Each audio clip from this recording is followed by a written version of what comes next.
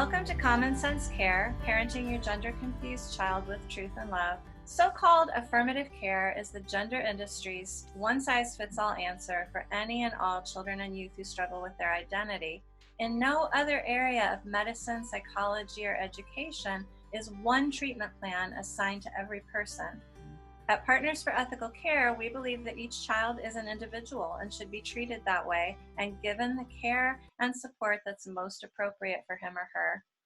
So welcome to Common Sense Care. I'm Maria Keffler. And I'm Erin Brewer. And today, go ahead. And today we are talking about boundaries, how to set them and how to enforce them. Boy, and this is such a big topic because I know from my own experience that sometimes you can have boundaries that are just right, but sometimes you can have boundaries that are too soft and you get pushed in ways that really are uncomfortable. And then you can also have boundaries that are so firm and like a brick wall that they actually impede your ability to communicate with other people and to work on relationships. So there's kind of a sweet spot that you're aiming for. A lot of times kids who come home with these gender issues, announcing that they have a transgender identity, push parents' boundaries in a way that is very uncomfortable. They demand things that the parents are not comfortable doing. And parents sometimes bend over and give in to the demands of kids. Sometimes they put up that brick wall and say, absolutely nothing. I'm not going to do anything that you want me to do. And so trying to negotiate that is really important. And there probably is not a one size fits all, but let's just talk a little bit about boundaries and how they can help you when your child comes home with an announcement that you're uncomfortable with. Well, I think it's important too that we start out with sort of a definition. Yeah. I'm not sure if everybody really knows what boundaries are or why they're important. I know I didn't really grow up thinking or talking about boundaries. But as I got older and I've read a couple of wonderful books, which I want to put those resources in our resources for this episode. But Cloud and Townsend, I can't remember their first names. They have two books, one's Boundaries and one's Boundaries with Kids. And they are so helpful at teaching you what boundaries are and how to set them. But boundaries really, it's just like a fence around your property, and it says, this is mine and that is yours.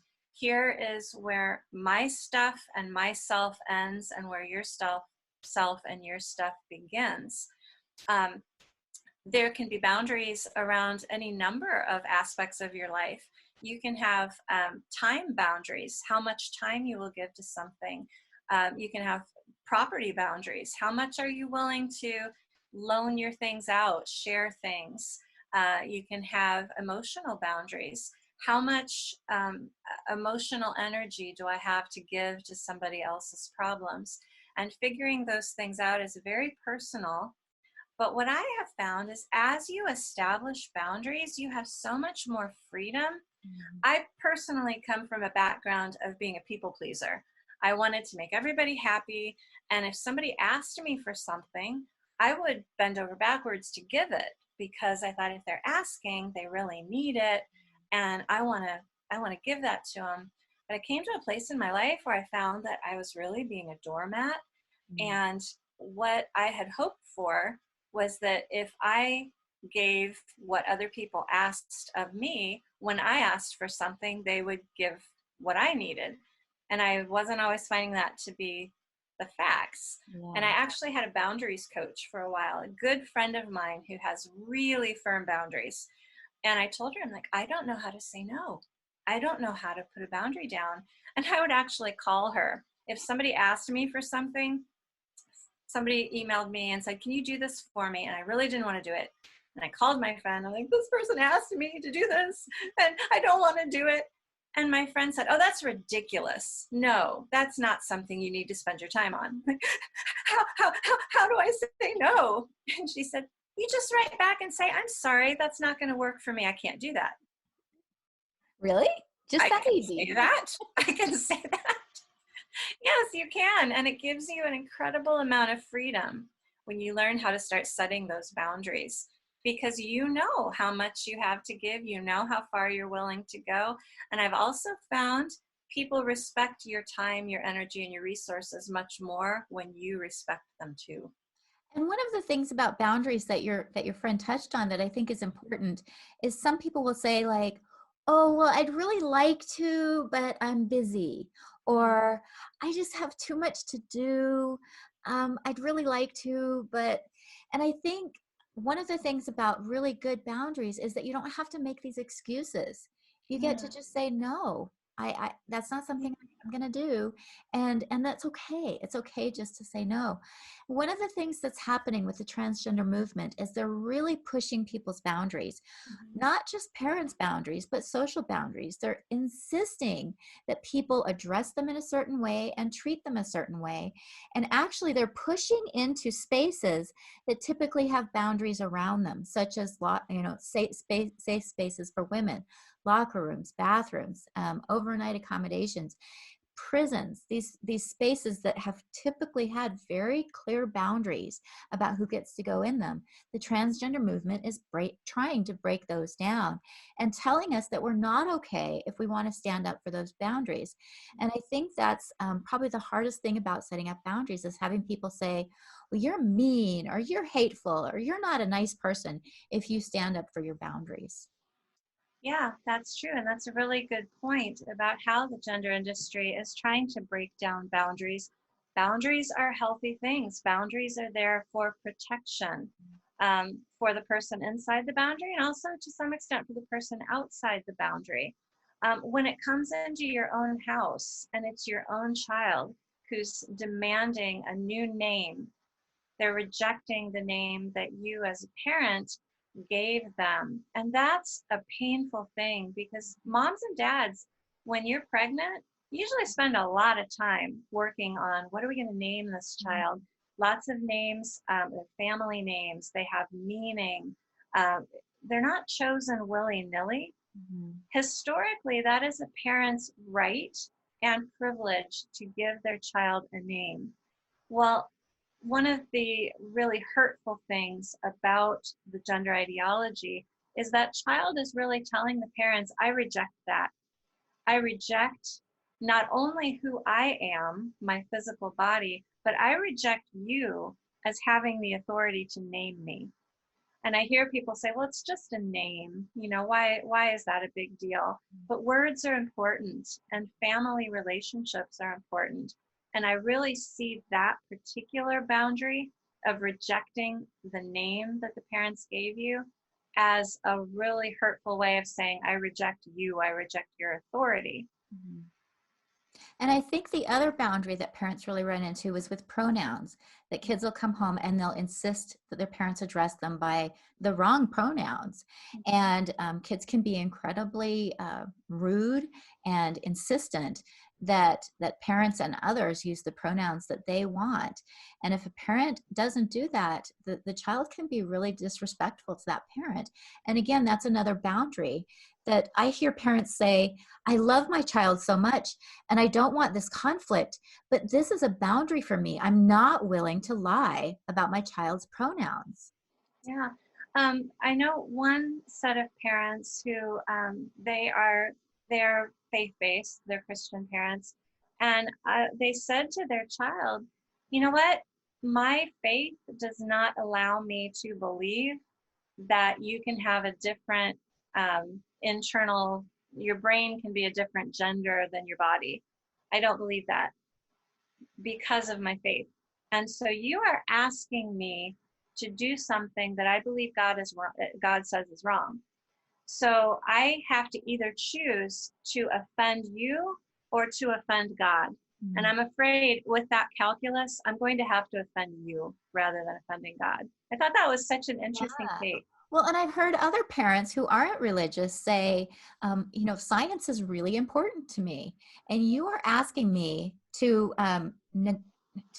ignore basic biology here and accept what you're saying. And this is something that's really important to me because if I decide to reject facts, to reject science, then then there's nothing for me to hold on to. And so I think for both religious parents and non-religious parents, this can be a really big issue. Then there are parents who the kid comes home and says, I want you to do this, this, and this. And the parents say, okay. And they just kind of roll over and let the child rule the roost. And that can be harmful too. Yeah, it really can. Um, Parents are parents for a reason. Parents have more life experience. Our brains have finished developing, and our children, even as old as 25, their brains have not finished developing. And one of the last areas of the brain to develop is the one that deals with long-term consequences, risk-taking behavior, understanding how what you do impacts you in the long term. That's the last part of the brain to develop. So kids have parents to set boundaries around them. When my son, I'm going to tell a story about my son. I usually try to keep my specific kids out of it. But when he was little, like 2, 3 years old, most kids, you take them to the park, they see the playground equipment, they run to it and play on the playground equipment. Not my son. I could only take him to a park that had a closed fence around it because he wanted to explore and to run. And I'd take him into the playground. He would run the perimeter of the fence trying to find the way out. And only once he realized there was no way out, then he was like, all right, I guess I'll play. And then he'd go to the equipment. But that's a very natural thing. We all want to push those boundaries and see how far we can go.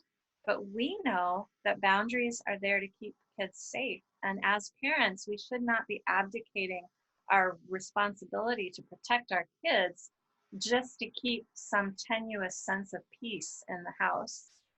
And the fact that you mentioned that about your son is so interesting, because we know that young children push boundaries, which is why we talk about the terrible twos, because one of the things they're doing is a lot of times terrible twos, they're pushing physical boundaries. They're trying to determine what their capabilities are and what's safe and what's not safe.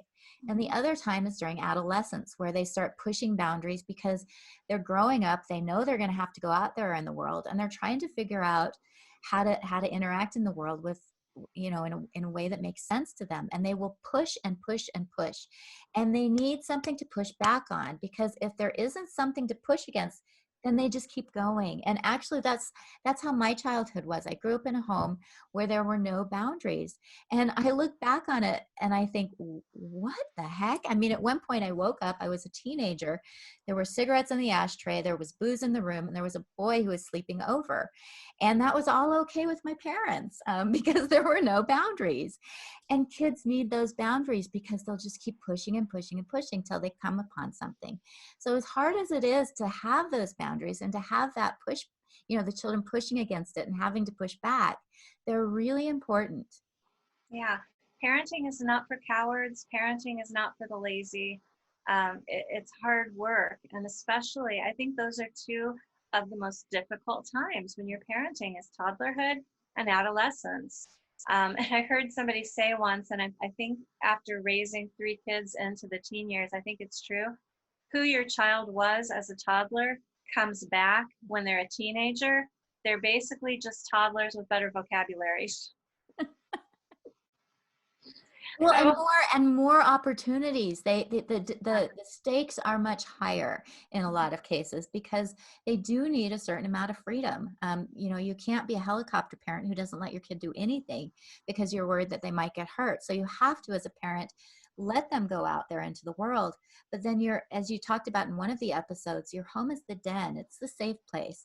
And that's where they come and they need that comfort. And actually, even though kids will push against boundaries, they find comfort in it.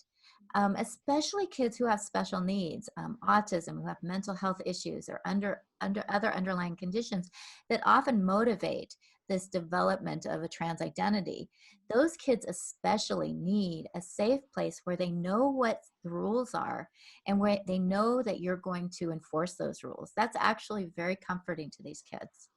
They may never admit that, and you as a parent may never see that, at least until they're older and they're able to look back and go, wow, mom and dad, I really am grateful that you didn't let me have my way. But when you're in the middle of it and they're teenagers, they're probably not going to say, gosh, mom and dad, I'm really glad that you set these boundaries because they help me to feel safe in an unsafe world. No, they're going to rail at you. They're going to call you names. They're going to push as hard as they can. But you're right. We know from just the basic understanding of child psychology that those boundaries do bring safety and they need those. So that's why it's so important that, especially if you're at the beginning of this journey with a child who says they have a transgender identity, is to figure out what's important to you and figure out what boundaries you're going to set. And you need to think about both what you're comfortable with, kind of your own sense of boundaries, and also what's going to keep your child safe. And there are certain things with this that I might say are non-negotiable. I would not allow a child to go down the medication path if there were any way to prevent that. I feel like that's a non-negotiable boundary with this. Other boundaries are going to depend on you and your child. If you're co-parenting, it's best if both parents can be on the same page. It's really best if you can kind of get all of the adults in the child's life on the same page. Unfortunately, I can tell you now that's not going to happen because the schools and many people in the culture are going to be working against you. But in your family, getting on the same page, are you going to use the preferred pronouns? Are you going to allow a different name? I know one family told their child, you can have that preferred name as a nickname. Mm-hmm. If your friends want to call you that, go right ahead. Your parents are not going to call you that. You're not going to have your grandparents call you that at home. You know, this is who you are. Some people have different comfort levels with that. Personally, I feel like truth is paramount, and you need to not agree with things that are not true. That's where kind of my sense of boundaries would be in this sort of a situation. And what you've said is so important, but I also think it might be confusing. So can you kind of talk about the difference between validating a child, but also keeping your boundaries? Because what if a child says, well, you don't love me because you're not calling me by my preferred pronouns. If you loved me, you would be doing that. Okay, that's a really good point. Our last episode, we talked about validation versus invalidation and facts versus feelings. It's really important to keep that at the forefront of your mind. Am I dealing with feelings? Am I dealing with facts? You can always validate feelings. I understand you feel that this is hurtful. I understand that you're hurt. I understand that you want this. The fact is you are female. The fact is you are male. I am not going to agree to lie about that. To me, as a parent, it is not loving to lie. It is not supportive to tell someone something that isn't true. Love to me means always telling the truth, believing the best, keeping you safe, and trying to find the path that's going to lead you into the most health and happiness. In the short term, that might not feel nice to you. That might not feel like it's what you want, but I have a longer vision for your future than you have right now. And this is what I believe is best for you. So Maria, kids are really good at manipulating their parents. And one of the things that these kids are coached to do is to threaten suicide. And so how does a parent maintain their boundaries when a child is threatening to kill themselves? That's a really good question, and it's a really difficult question, and I don't think there's a quick or easy answer to that. I think we're going to address that in a future episode, and we're going to try to consult some experts on this. I really hate to get into that today because it is such a dicey, nuanced question. It is important just to keep in mind that kids have been coached on this. And so, and it's one of the most powerful ways to emotionally manipulate someone because the stakes are so high. And that's why we want to get some experts to talk about this. But again, for parents to know that it's okay to have boundaries on something, even if somebody threatens suicide. And I've actually been in relationships where somebody has threatened suicide if I don't do what they want. And it's an incredibly difficult place to be. But at the same time, ultimately, people need to know that somebody doesn't get to violate your boundaries by making threats. And that's what this is. And so even if the worst possible outcome happens, it's not your fault for upholding your boundaries. You get to do that, and people can't use emotional manipulation to try and break them down. Those are great points, Erin. I think So, we have a video clip from Brene Brown talking about boundaries. let's do that now. Yeah. What boundaries need to be in place for me to stay in my integrity and make the most generous assumptions about you? We are not comfortable setting boundaries because we care more about what people will think, and we don't want to disappoint anyone. We want everyone to like us, and boundaries are not easy. But I think they're the key to self-love, and I think they're the key to treating others with loving kindness. Boundaries are freaking important. Right. And they're not fake walls.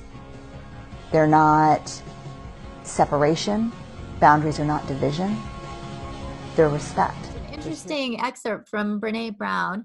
And clearly boundaries are really important, but for people who aren't sure how to enforce them, what would you recommend? Yeah, that's the tough part, isn't it? I mean, the first tough part is figuring out what boundaries you want to set, but then how do you enforce them? And that's a thing parents really need to figure out with their kids. How am I going to enforce this boundary? One of the things you need to ask yourself is, what do I have control over and what do I not have control over? So like the question of the preferred name, your child wants a different name. And we mentioned earlier, the parents said, okay, at home, we're not going to call you that, because that parent wisely recognized that at home, they have control over that. At school, they don't. So it would undercut the parent to try to say, at school, nobody's allowed to call you that, because frankly, school's going to do what school's going to do. You don't have that control. Now, I do know of a parent who the child wrote the parent a note and said, I will no longer be answering to my birth name. And if someone calls me that, I will not respond. And the parent wrote back and said, that birth name is your legal name given to you by your parents, and it is what you will be called until you are old enough to change it legally. If you do not respond when you are spoken to, there will be consequences. That was the end of it. It never came up again. Well, and that's something that parents need to realize, is that there are consequences that can be metered out when children do not respect boundaries, and that it's actually our job as parents, again, to do what we can to enforce those boundaries.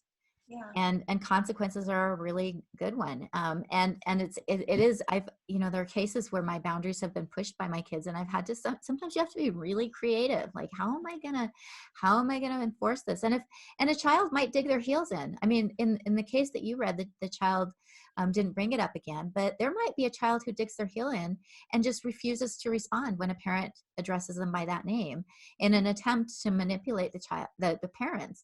And parents can do one of two things, and they can acquiesce, or they can keep those boundaries firm. It's not necessarily acquiescing isn't necessarily defeat. Sometimes we need to renegotiate boundaries. Sometimes we need to look and say, well, how important is this? Is this really something that is this a hill to die on? Or is this something that I'm some wiggle room? And maybe you can negotiate with your child and say, well, I'm not comfortable, your name is Anne. I'm not comfortable calling you Andy, but I am comfortable calling you A. Can we do that? So there are ways to negotiate boundaries. And then sometimes you can just say, I've been thinking about it, and maybe this isn't that big a deal. And that these are all reasonable options. The important thing is to not acquiesce if it's still really important to you. If it feels like it's a really important boundary to maintain, and you allow it to be broken down, the kid's going to sense that, and they're going to know that they have control. and that they can manipulate you even further. And that's when it gets dangerous, because again, kids need to know that their parents are there to protect them. And if a child is allowed to break down a parent's boundaries, that undermines their sense of safety. Yeah, it does. Dr. Kevin Lehman has written a number of books, and I think this is in his book, um, Teaching Children to Mind So You Don't Lose Yours. I think that's the name of this one. But he talked about in there how natural consequences are so effective. And he gave a story of a child saying to the parent, you know, get out of my life. You don't know anything. Leave me alone and stop. Just get out of my life. And then half an hour later, the child came and said, hey, Dad, can I borrow the car keys? I need to go somewhere. And the dad said, I would love to help you, but I'm out of your life. Just those, all right, well, let's follow the natural, logical progression of this and see where it goes. If I'm out of your life, I guess I won't be making meals for you anymore. You know, if you're not answering to your name, then I guess I'm not driving you anywhere anymore. There's a lot that you can do with natural consequences. Yeah, and it's really important for parents to feel emboldened to use those, because in all honesty, this is a life or death situation. This is not, you know, whether or not a kid gets to wear a skirt that's like below the knee or above the knee. This is a life or death situation. These kids who go down this path are medicalized for life, and their lifespans are often shortened. They've done research that shows that these medical interventions are very harmful. It's not just about cosmetic changes. You know, cancer, heart disease, stroke, very serious consequences here. So we're not talking about something that there's some wiggle room on. It's really important to set up boundaries and consequences to do everything you can to prevent a child from going down that medicalization route. Yeah. And we have some questions. Do you mind if I read the first one? Yeah, absolutely. Okay, so this is, I can set boundaries inside my home, but what do I do about what's going on outside of my home? How do I get neighbors and extended family to respect the boundaries of my child? And we kind of touched upon this, and I want to reiterate how important it is for parents to understand that if you set up boundaries about something that you don't have control over, it's not going to turn out very well. Yeah. And unfortunately, most of the rest of society is not on your side if you are questioning gender ideology. And it can feel like it is you and your family against the whole rest of the world, or just you, even if, you know, the rest of your family disagrees with the position that you're taking. So yeah, Erin, you're right. You have to figure out, what do I have control over and what do I not have control over? It may require sort of creatively, a little bit, I hate to use the word deceptively, but sort of quietly cutting off relationships that are unhealthy. If your daughter babysits and the family for whom she babysits is supporting her transgender identity, maybe she's just busy every time that family calls and wants her to babysit for them. It may be necessary to withdraw the child from school. Yeah, I was going to say that sometimes you don't have control over what's going on, but you may have control over whether your child does go to school. And if your child is being affirmed in a way that is very dangerous at school, you can pull them out of school. You can homeschool them. You can find, you know, some other situation for them to be in. And kids will often freak out at this, because this is a pretty significant thing to do. But sometimes it's what's required. Yeah. Because that then allows you to have control over something that you otherwise wouldn't have control over. Yeah, there's not a lot of roadmap for this, but what we are seeing from families who have gotten their kids back, whose kids have desisted, many times drastic measures were taken. Trans influences were cut off. Social media was cut off. They were pulled from school. They were, you know, severed from unhealthy friendships. It's hard. Kids push back hard. This is painful. This is not easy. And we don't want to make it sound like, oh, just homeschool them. Oh, just, you know, cut off their internet. It's not flippant. It's not easy. But again, as you said, Erin, this is life and death. And Yeah. it's sort of the same thing as if you had a child who was very seriously into drugs and they were going to a school. Imagine your child going to a school where they were telling them, oh, it's okay for you to have that drug habit, no problem. And maybe even enabling it by giving them some money to purchase drugs or telling them where to go get the drugs. It's that kind of seriousness here. And I do think that it's reasonable to cut off social media. I've even heard of people who have gotten up and moved.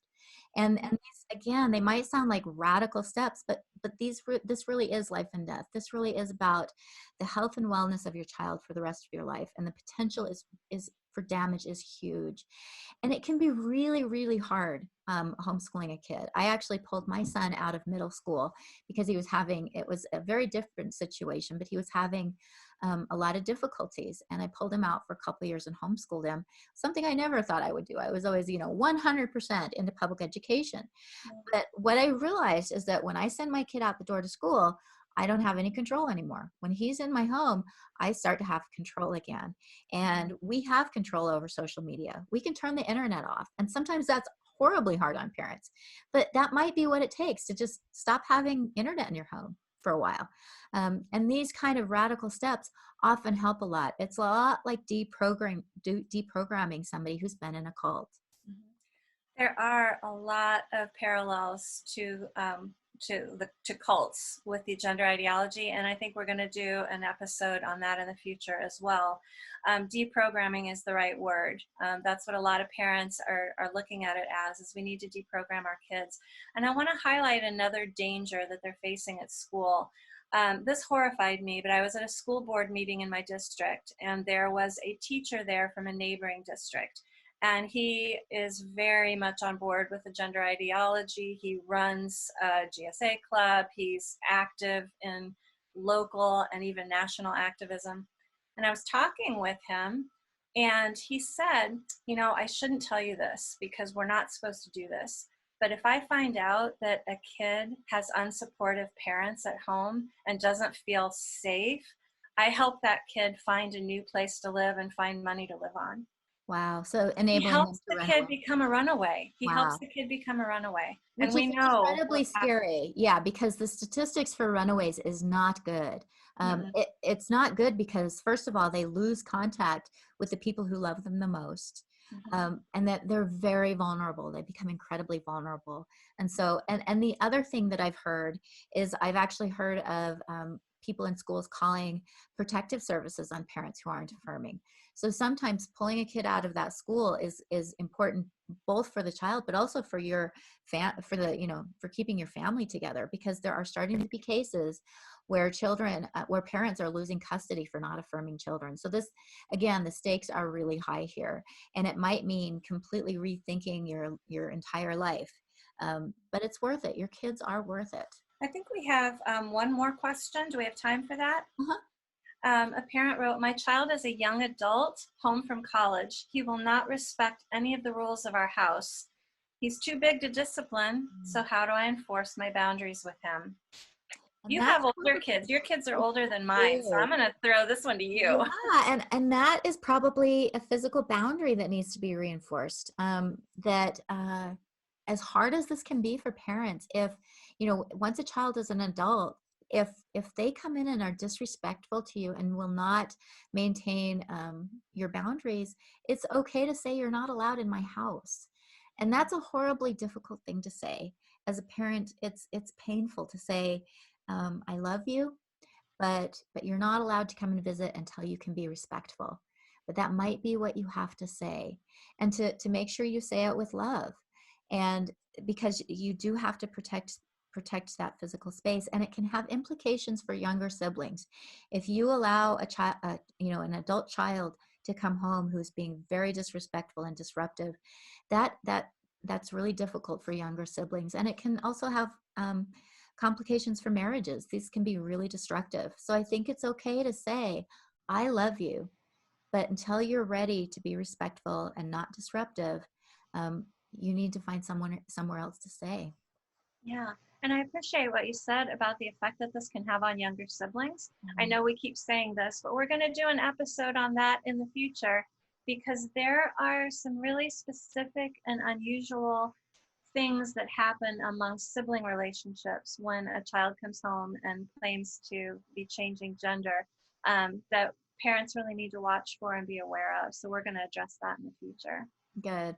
Well, these are really big issues and they're very complicated. I'm going to include a lot of resources down below because I think the books that you recommended on boundaries are really good. I don't remember the author's name, Coach and Townsend, maybe? Cloud. Cloud. Henry Cloud Yeah. and something Townsend. Yeah, and they are really good books, and one of the reasons they're good is that they help you to identify boundary issues, because some of us grew up with such ephemeral boundaries in our homes that we can't even identify what our boundaries should be. Right. And so What's normal? What's good? normal? What's good? What's healthy? When am I being too wishy-washy? When do I have a brick wall? And how do I find that happy medium? And what's our next episode coming up? I like to always give a little teaser.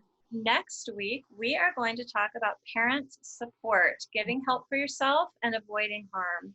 Good, because a lot of times this is really hard, and we're telling parents to do all these things, but really they need support to get through this. So we'll talk about that next time.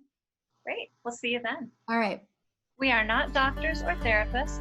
We are not giving medical or psychiatric advice, and we offer no guarantee of outcomes. We simply want to talk about how to support and love kids using long understood best practices from the fields of psychology, education, and child development. We're glad you joined in our conversation today, and we hope that you took away something you can put in your toolkit for parenting your gender-confused kids with truth and love.